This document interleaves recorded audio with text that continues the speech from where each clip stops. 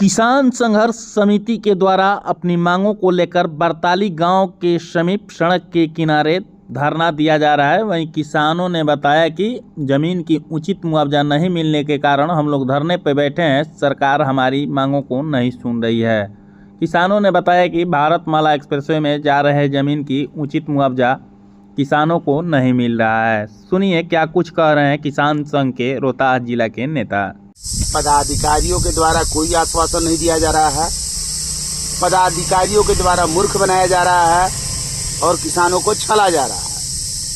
हम लोग काफी प्रयास किए हैं, तो प्रयास करने के बाद में जब इन लोग को दिखा के हंगामा करेंगे तो इन लोगों ने कमिश्नर साहब से मिलवा दिया। एक बार ले जाकर के हमारी टीम को 5-6 लोग थे, कमिश्नर साहब के पास में हमने जब बात रखा कि आप जो फ्लैट इंटरेस्ट दे रहे हैं इसको चक्रवृद्धि ब्याज कीजिए। हालांकि इस अधिग्रहण में कहीं पे भी सर्कल रेट का जिक्र नहीं है, सब जगह बाजार मूल्य का जिक्र है। लेकिन ये बाजार मूल्य को तय कर रहे हैं अपने सर्कल रेट के हिसाब से, बाजार मूल्य घूम के पता करने की कोशिश ही नहीं कर रहे हैं। फिर भी हमने कहा कि हमारी गर्दनें जो कट रही है, हमारी गर्दन कटने के बजाय हमें कुछ लाभ नहीं मिलेगा, थोड़ा बहुत इतना ही घाटा हो कि जितना हम बर्दाश्त कर सके। तो इस अनुसार से आप अगर चक्रवृद्धि ब्याज जोड़ देते हैं तो हो सकता है कि उतना पैसा मिल जाए उतना किसानों को कि जितने में वास्तविक मूल्य भी कृषि का है। फिर हमने कहा कि आपके वर्गीकरण जो किए हैं, वर्गीकरण से लोग संतुष्ट नहीं हैं। वर्गीकरण में है कि जमीनों का पोटेंशियल देखना है, जमीनों की जो वास्तविक स्थिति है उसके साथ साथ भविष्य में उसकी क्या उपयोगिता है इसको भी देखकर वर्गीकरण करना है। तो वर्गीकरण इन्होंने सही ढंग से नहीं किया है।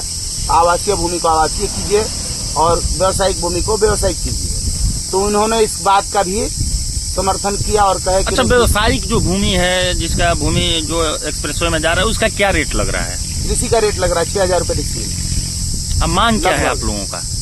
जो व्यावसायिक आप अभी बगल में बैठे हुए हैं, पीछे का जमीन जो है ये व्यावसायिक है, तो इसका जो व्यवसायिक का अभी वास्तविक बाजार मूल्य जो है यहाँ पे तो 8 लाख 7 लाख रुपए डिसमिल चल रहा है।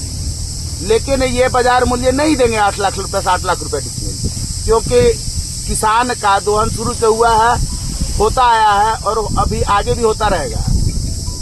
आपके जरिए मैं आपके दर्शकों को बता दूं कि हमारे देश को, भारतवर्ष को 800 साल लूटा गया अंग्रेजों के द्वारा और कुछ मुगलों के द्वारा और अलग अलग देशों के द्वारा। लेकिन फिर भी हम उठ खड़े हुए क्योंकि हमारी भूमि हमारे पास थी, किसान जिंदा थे और यही किसान है जो देश को फिर से वापस संपन्न कर दिए। मेरा थोड़ा गला खराब है, इससे ज्यादा बोल नहीं पाएंगे।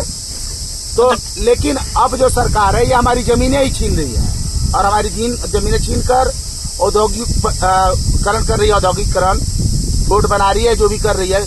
तो किसानों के पास जमीन नहीं रहेगा तो उपजाएंगे नहीं तो देश आगे नहीं बढ़ेगा। हम ये लिखित ले लीजिए आप हमसे कहीं पे भी कि देश आगे कृषि से ही बढ़ेगा।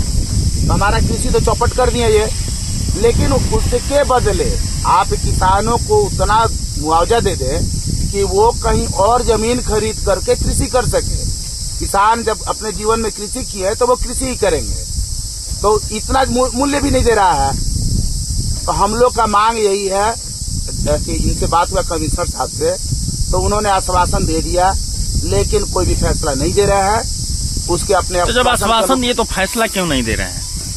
वो मूर्ख बनाने के लिए आश्वासन दिए हैं कि अभी इन लोग को टाला जाए, तो टालने के नियति से आश्वासन दे दिए हैं।